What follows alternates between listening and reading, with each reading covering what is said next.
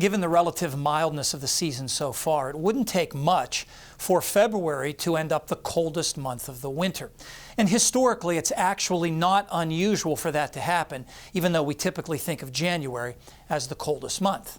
Now here I've categorized the last 115 winters in State College based on which month, December, January, or February, was coldest.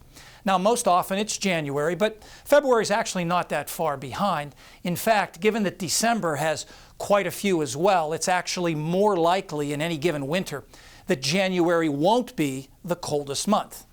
Now you may be thinking, this is just one city, State College. What if we considered the whole state? Well, here's what it looks like if we use a statewide average temperature. Really the same pattern to the breakdown and almost identical numbers.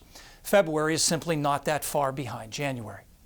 Now the truth is, we're not telling you the whole story here. These numbers actually only add up to 113, not 115, so we're missing 2 winters. Well, this assumes that the coldest month has to be December, January, or February. But remarkably, in 2 winters, March was the coldest month. That's right. In the winters of 1931-32 and 59-60, March was colder than December, January, and February.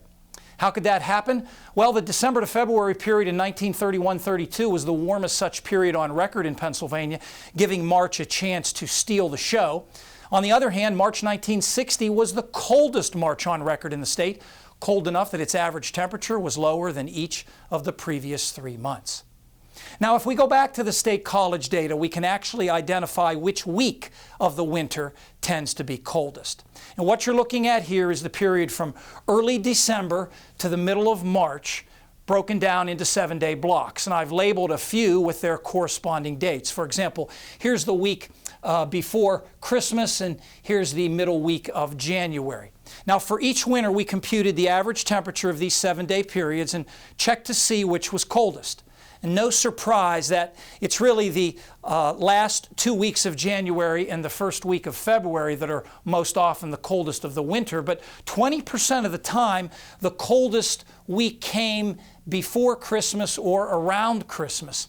And in contrast, in 2 winters, the coldest week didn't occur until March.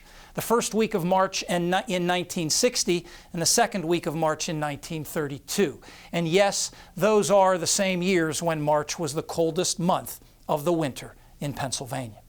Fred will have something to say about the second week of February when he returns with the extended forecast next.